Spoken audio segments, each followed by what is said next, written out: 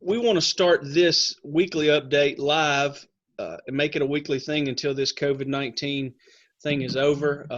We're going to continue sending our email updates as well, but we would like to see this grow. We'd like to engage with you guys, and we'd really, Dr. Burnett and I were talking about this yesterday, we'd really like some feedback.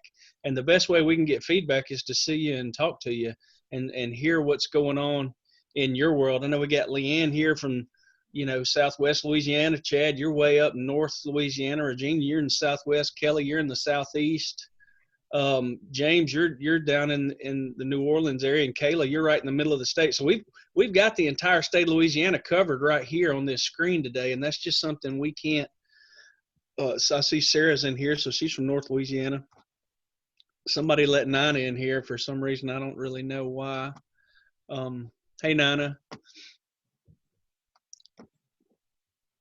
So anyway, the feedback to us, we can get the information out weekly like we've been doing for a long time, but the feedback from you guys is really what we're here for. So I will mute, and Kate, I see we got the chat bar going up. Okay, Nana's going to do the chat thing. So if you guys want to pull your chat bar up, if you have a question, we can use that as well as we move forward.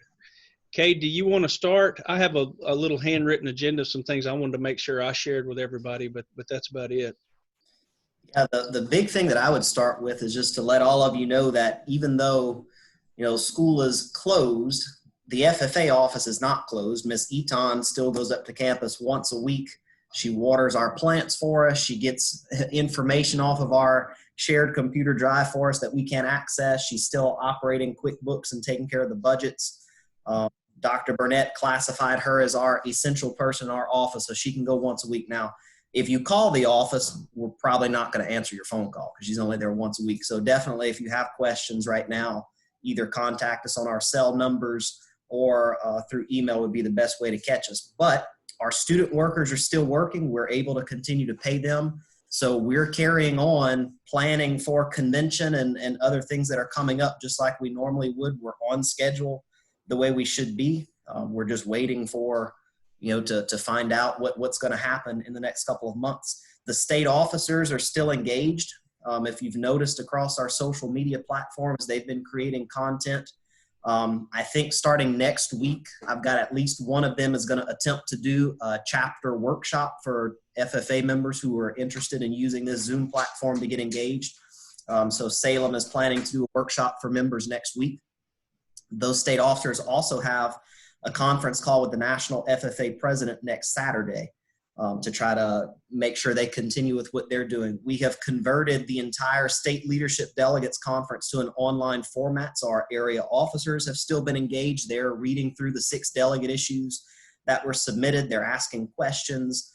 They're formulating their thoughts on it, and they're going to be voting on those issues next week so that they can start forming their delegate committees that'll end up meeting at state convention. I would direct all of you in the meantime, for you and for your students and for anyone else who's an FFA stakeholder, visit us across our social media sites. So on Facebook, we have an association page, a foundation page, and an alumni page that we just restarted last week. Lainey has been in charge of all of our social media engagement. So if you've seen a major improvement in the quality of graphics and how things are put out and in quality, it's because Lainey, who is an awesome social media engager, has been doing all of that work for us. We do themes on most days. So Tuesdays, you've noticed we now do a teacher spotlight. We highlighted Summer Anderson last week. Yesterday, it was Josh Wilhite. On Saturdays, we do SAE Saturday. So we're promoting students with their SAEs on that day of the week. And then other days, she's doing other content engagement activities with them also.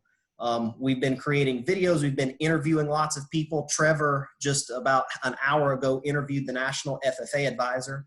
So that'll go up hopefully in the next week as another Digging Deeper episode. We've done interviews with, some of you saw Lieutenant Roberts. We put his video out yesterday. We've interviewed Avery Davidson from Farm Bureau. We did one with one of our foundation sponsors, Mr. Steve Purse from Ribas, who's a past state officer. We've got another interview scheduled for this Friday with Corey Broussard. So, I mean, we're reaching out to people to get content put onto our platforms to keep providing members with some sense of normalcy and some engagement opportunities with FFA and Ag Ed. Also, we want to, again, thank all of you as teachers who've been contributing to the new virtual lesson plans that we've been putting on our site also. If you go on our homepage, the very first thing that you'll see pop up on the homepage is the e-learning site that we created once the school shut down.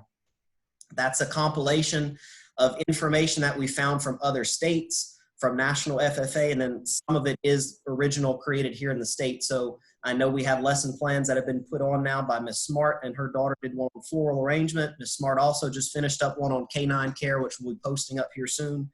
We've got one from Miss Ashley on horse conformation. We've got one from Aaron Babers on food packaging. Ryan Riley did one on landscape math. I probably left a few of them off, but we're trying to provide opportunities for students to engage. I know that you're not allowed to grade students or necessarily to assign them homework, but you can definitely encourage them to keep up with their ag ed and their learning right now through some of the options that we're providing for you. Once all of this is over and we go back to whatever the new normal is going to be, we would like to continue doing this. We want to keep adding content to that site. I think it's helpful for you. It can provide you with some supplemental resources if you're wanting to teach something that maybe you're not familiar with, you haven't done before.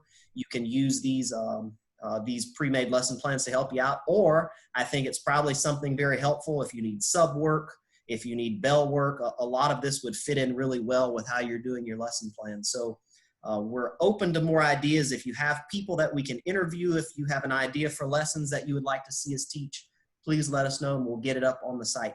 We can still do state officer engagement. I know we can't physically do a chapter visit for you, but if you would like for us to set up a state officer visiting with your students, this Zoom account can host up to 500 people. So we can definitely arrange, if you would like us to do that, a visit with your chapter officer team, with your chapter, as long as they have access to Zoom on a cell phone or on a computer, we can make that happen. So we're here to keep FFA going. I'm very proud of our student workers and our officers and our staff for what's going on. We're very appreciative of Dr. Burnett for the support that he's given us during all of this. It's definitely been a challenging time. I don't think anybody ever expects something like this to happen, but it's good to know that with good people and with access to technology, we can keep it going and not just shut it all down for the foreseeable future. So if any of you have questions about what we're doing FFA wise, I'd be happy to answer it for you.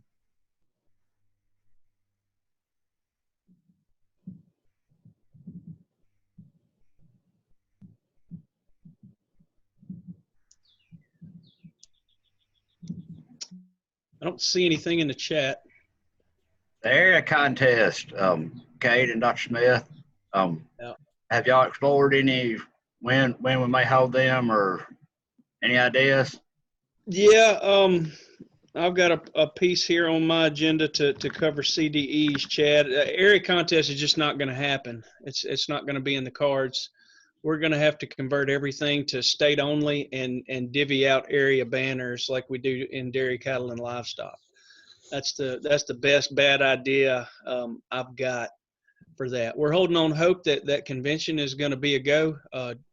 Dr. Burnett and Cade and myself talk very often. We've got a plan to talk again Monday next week, look at some data and move forward with our planning for convention.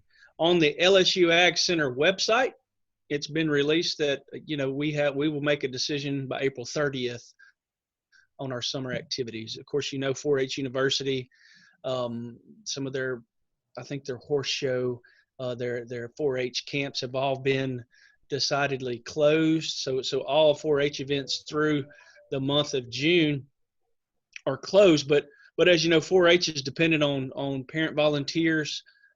They also are hosting things on the main campus.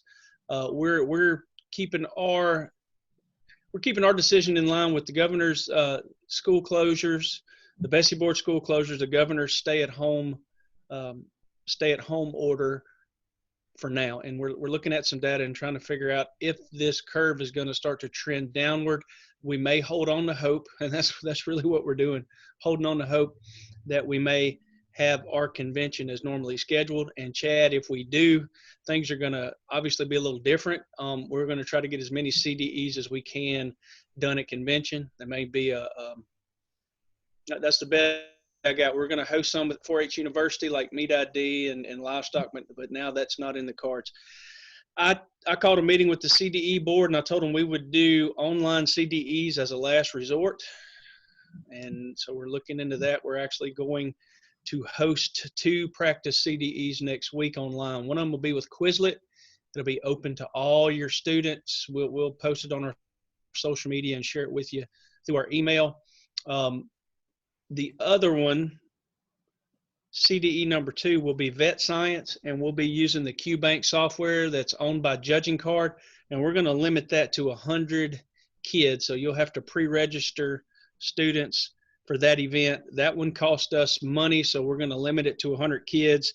And if your kids don't show up to take the exam, we're going to pass that cost down to the chapter. So if your kids sign up for the contest, online contest, you need to make sure that they show up. Once again, those are invitationals. We are holding on to hope that we'll have our contests as normally planned and have them in person, but we are starting to experiment with this QBank software and offering it to you for free so that we can start to work the bugs out in case we have to go that route. So Chad, that's our plan right now to get them done. National FFA has backed up our certification date a month. So we've got until September 1st to certify national CDE teams. Well, we may very well end up using every bit of time we have. Don't be surprised if we're not having some weekend contests in the summer. I know that's popular, but that may just be what we have to do to get it done.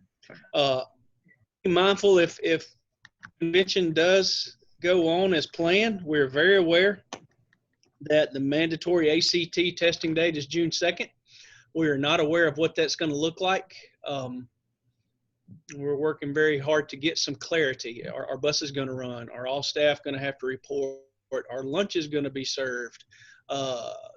There's a June 13th test date. If kids go to convention and run for state office and don't make the June 2nd date, can they get a waiver to take it on the June 13th testing date? Lots of questions. We've talked about moving our convention around so that if you have a state officer candidate, you know, I think we can work the schedule where that's not an issue. So we're aware of the June 2nd ACT date, and Cade and his team are working diligently to make sure that we do as little damage as possible, having to compete with that. And we did reach out.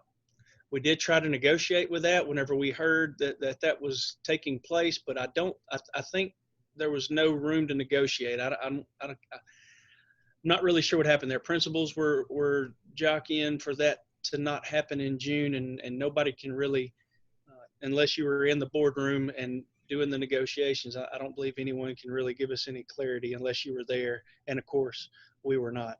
Good news, Jumpstart 2.0 passed with some contingencies through the Bessie board right before COVID-19 shut the whole state down. I was present at the meeting, got to testify before Bessie. There's some kinks to be worked out with Jumpstart 2.0, but the main move that we were lobbying for on the Ag Ed Commission did pass without any opposition. And so starting in the fall of 2020 and the spring of 2021, our area and state CDEs will become credentialing exams, as well as LDEs will now be a credential exam. The credential will come out of the Department of Agriculture and Forestry. It'll be signed by Mike Strain. It'll have our logo. It'll have Department of Ag and Forestry logo. With all of this shutdown, it's kind of stopped some of the paperwork that we were working on to get done. We were building a fact sheet to go on the Jumpstart website and things like that. Some of that has come to a halt.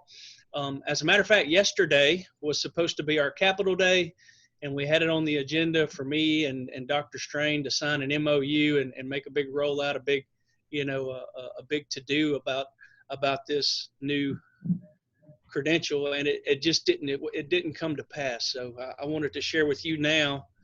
I've shared with a few people, but not very many, that has passed, and it was included in Jumpstart 2.0. It'll be a regional credential. They will be named emerging. We're changing the name of regional credentials to emerging credentials, so they won't be a basic statewide or an advanced credential, but they will be offered through our CDE program, LDE program, and you'll have to score a 70% for your students to receive the credential. And it's that easy and it's that complicated. Kate, I would like to walk some folks through the website. I know we've put out a lot of material. I have no hard time finding any of it because I'm on there every day. I know you're on there every day, and we're adding stuff and moving things around. But could you share your screen and walk people through our COVID-19 e-learning, our YouTube playlist, all the different things? I ran across a new video last night that had 300 something views from Nick Adams' greenhouse that's been up for 2 months, and I've never even seen the video before. And I was mesmerized by it. So there's still some things out there that I haven't seen. Would you mind kind of showing your screen and walking some folks through those resources? Yeah, I can do that. Even I fall a little behind on what's getting put up because it's so much right now, especially with the social media part of it. The student workers put more than even I keep up with most of the time. So I'll pull up our website so you can see it. Can everybody see the homepage of our website on the screen if you're looking on a screen? Yeah, it's there. All right. So on the homepage, there's a couple of ways that you can get to our e-learning site. The first one is here on the rotator. If you click on this image, it'll take you. Now, right now, it's called COVID-19 e-learning. We did that so people would know that it was designed for this current purpose. Once this is over, we'll just change it to e-learning. So you can access it there. You can also access it here on the top side of the quick links. And then its permanent location is going to be on your LATA page. Again, this will change to e-learning once it's over. Some of these links go to Facebook pages. So if you're not on Facebook, you may not be able to access some of them, like the Ag Ed Discussion Lab.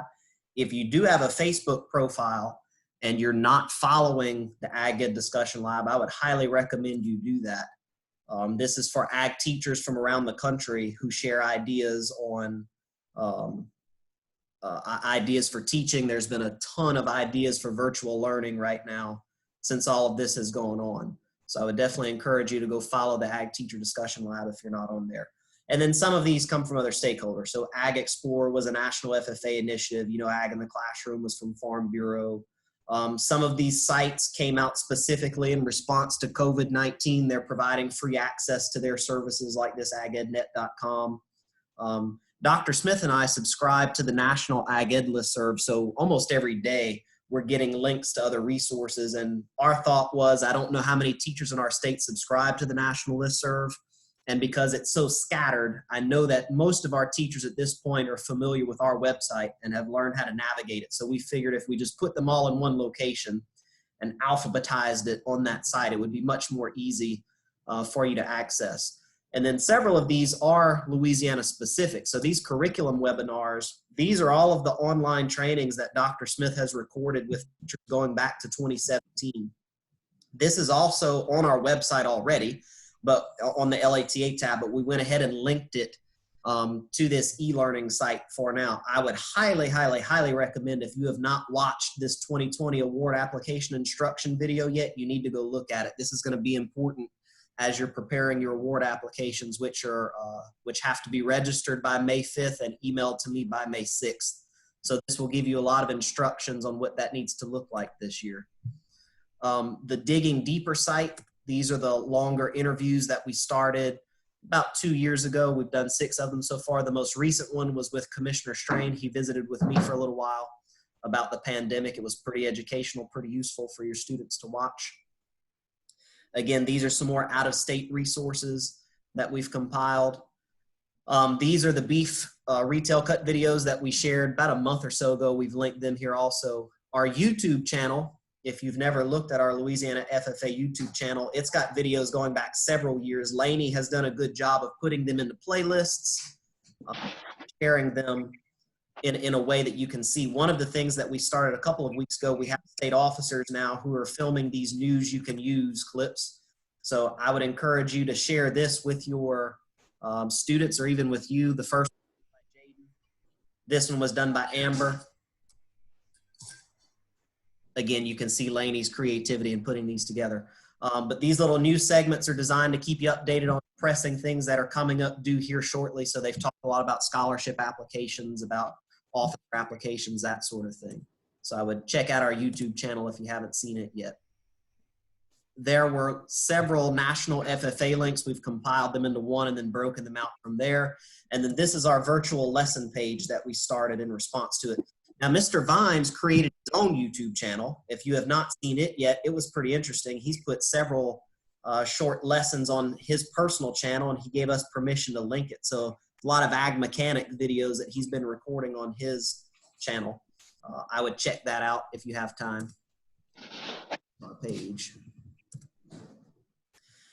And then the other virtual lessons, it depends on how long the lesson was, depends on the content they were teaching. But for most of them, you'll see the video on the left, and then we have quizzes and answer keys here on the right. This is starting to get long with number of videos. I'm probably about to make it more condensed. I may just make a running list, kind of like you see on the curriculum webinar page, but it will still link you to the videos as they're compiled. And then more out-of-state resources. So if you just share this link to the e-learning page with your students, this should give them lots of ag content that they can engage with. And some of this is for younger kids. It runs the gamut from pre-K all the way up to 12th grade. So even for people who are just wanting agricultural stuff at home that's not necessarily related to what we do here with Ag Ed, I would highly encourage them to do that. While I've got you on the page, there are a couple of other deadlines you need to be made aware of as it regards nominating committee and officer applications. The deadline for applications for the state nominating committee is next week on April 15th. We still have spots available. We need to get that committee set here soon so we can start their training. If you have students who want to apply, on the homepage, if they click on the association tab, and if they scroll down to student leadership, you'll see nominating committee. If they click on the nominating committee link, you'll see the area NOMCOM application and the state NOMCOM application. And for some reason, this is backwards. I need to fix this. So the area NOMCOM deadline is May 15th. The state NOMCOM deadline is April 15th. I need to go correct that on the website. But it's a short application. They'll just give us their information and they'll tell us why they want to be on the state nominating committee. We select 2 members from each area. If they apply, your chapter cannot have someone running for state office from the same chapter if the committee member is serving from there. If they're interested in running for office, both the state officer application and the area officer application are both due on May 15th. We backed up the state application by a month to give them more time to get with you and get those done. So they can access that from these pages. So they click on the state officer page, the application is here at the bottom. And if they click on the area officer page, it's here in the same place. It's here at the bottom. So both of those will be due on on May 15th. We will be conducting a virtual officer candidate school. I'm visiting with some of our student workers this afternoon to plan that out. Relyn Dodd is still going to coordinate nominating committee for us this year. We should be releasing information on that virtual training next week and give them instructions on where to access it. If they're running for state office, they have to participate in the training. We'll make sure we figure out who the candidates are going to be and give them instruction on how to do it. It's going to give them information on what to expect in nominating committee. They're going to give them some practice. And then I know that Sarah and Caitlin also would like to, they want to schedule individual time with each candidate to do some one-on-one feedback with them on some of their practice rounds also. We're trying to dramatically improve what we do through NOMCOM and help our state officers continue to improve in what they're able to do. So that training is going to be before the state officer application deadline. So we'll need to make sure if you have state officers who want to run that they know even before the application is due, they'll need to participate in that training. We'll also have another training for area officer candidates, but it'll be, they'll complete it at their own pace. It won't necessarily be a live Zoom meeting that we'll do with them. There are some other scholarship applications that are coming due. I would direct all of your students, if they click on the association tab, if they scroll down to grants and scholarships, if they click on the scholarship page, these are all the scholarships that we know of that exist for FFA members. Several of them are coming due. I will say this, the American Legion scholarship application, I have gone through every contact I know of with American Legion to get this updated for this year. I can't find anybody who will respond. So I'm not sure what the status of that award is. I'm going to keep working on it to try to get some information, because it's usually due at the same time as the Ron Mayu Scholarship. So if you click on this one, it's not currently available because we just don't have the information. The Dr. Mayu Scholarship is due next week on April 15th. So if you have students who are interested in applying, they need to click here and apply for it. The Hannah Vincent Scholarship, and Miss Leanne, I saw you on this call. I know it closed last week. I don't know if y'all had a plan of extending that or not. And then the Margaret Mayu Blue Jacket Award also closed last week. We had a sufficient number of students who applied, so those applications were sent off to the Mayu family yesterday, and they'll be selecting the winners. They're supposed to report back to us in a couple of weeks. We have started improving our state alumni. We've chartered, I think, 5 new alumni chapters this year. So as you have time, click on the alumni page. We're going to start adding more content onto this page. They also have their own Facebook site. We talked about the interviews that we're doing with former alumni members. This was the first one we did with Lieutenant Roberts. You can go watch it. I would share it with your students also. We plan on doing a bunch of these over the next couple of weeks and loading them up onto the page.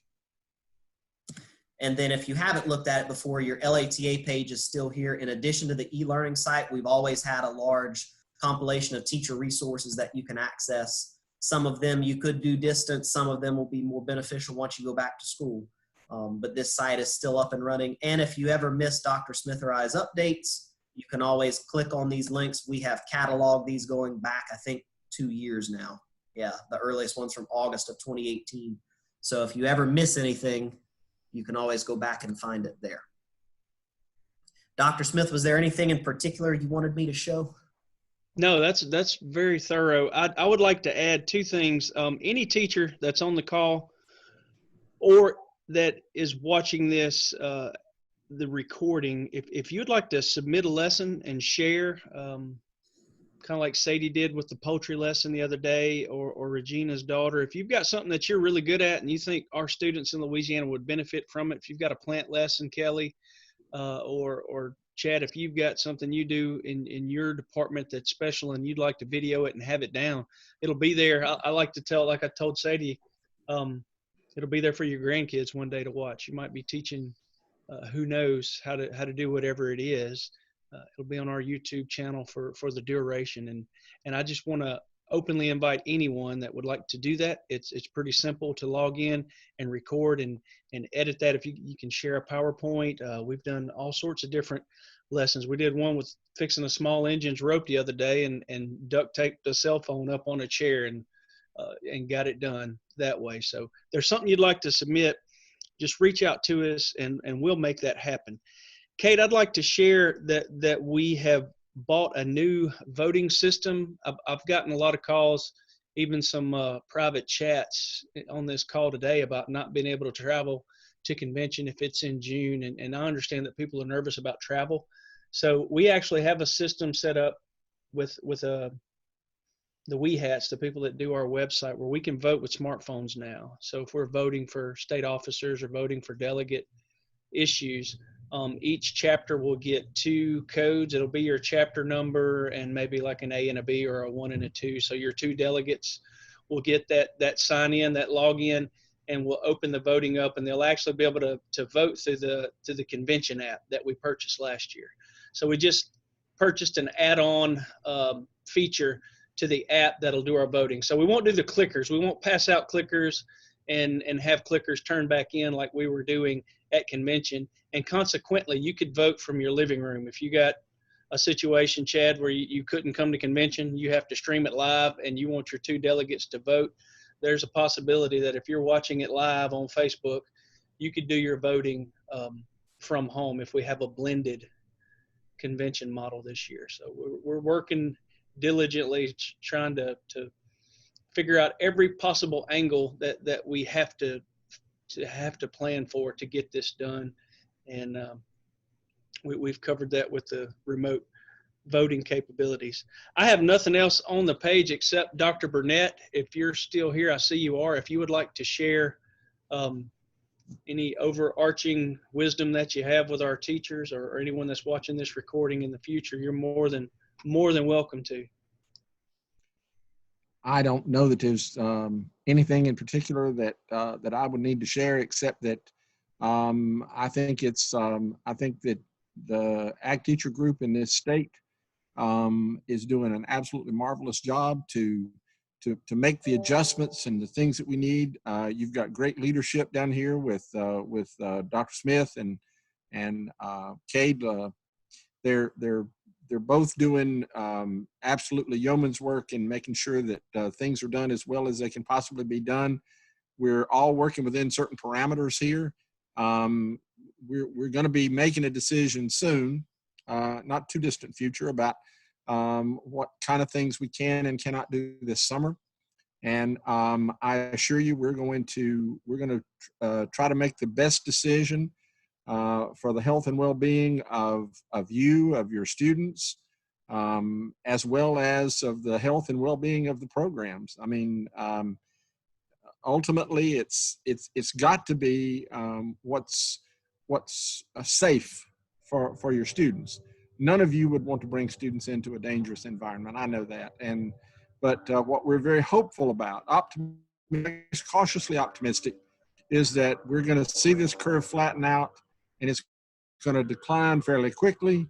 And after that, we're hoping, and this is just our hopefulness, I guess, about it more than anything else, that that we're going to see this begin to happen, and we will be able to have convention and the things, but there will be a decision made about that, and we will do that with full input from Cade and from Dr. Smith and as well as the administration that's involved with the programs as well. That's really all I had, Eric, except that I am very, very impressed with the work that you're doing here, and I know that you're working for the best of your students and for the best of these high school ag science programs. And congratulations to you, and you should feel very, very pleased and very proud of the work that you're doing. All right, so we will wrap up this week's Ag Ed Update. We'll do this again next Wednesday at 11 o'clock, and we'll share the link again moving forward. Remember, there's going to be 2 practice contests. We'll share the links to that. One will be on Quizlet, and one will be on QBank. That will require a registration, and it'll be capped at 100 participants. So check your inbox. We'll be sending that out. There's a online parliamentary law camp that's going on by Dr. Foster out of Penn State, and he offered it out last week. It had such high demand that he's required a registration process now so he can keep up with the traffic. So we'll be sharing that today as well if you want to participate. And Dr. Foster is the National Superintendent of Parliamentary Law. So if you're interested in being successful at the national level someday with parliamentary law, it's a good opportunity to have access to the National Superintendent in an online format. But he did change some of the protocol on how to participate, and that'll be coming out very shortly on email. If nobody else has anything to add, I will, Kate, I guess we can stop the recording and consider this adjourned. Yeah. Dinah, did you have anything from National FFA before we go? Okay, so I figured out how to unmute finally. You'd think as many of these calls as I've done, I'd know it by now. I just, announcement, you guys mentioned alumni, Kate, as you were going through that page, it jogged my memory. We just put out an announcement. The Alumni Council has decided they're not doing dues anymore. It's just going to be a flat fee of $100. So that will probably impact starting this fall when we get back to school. In addition, their regional development conferences are going all online.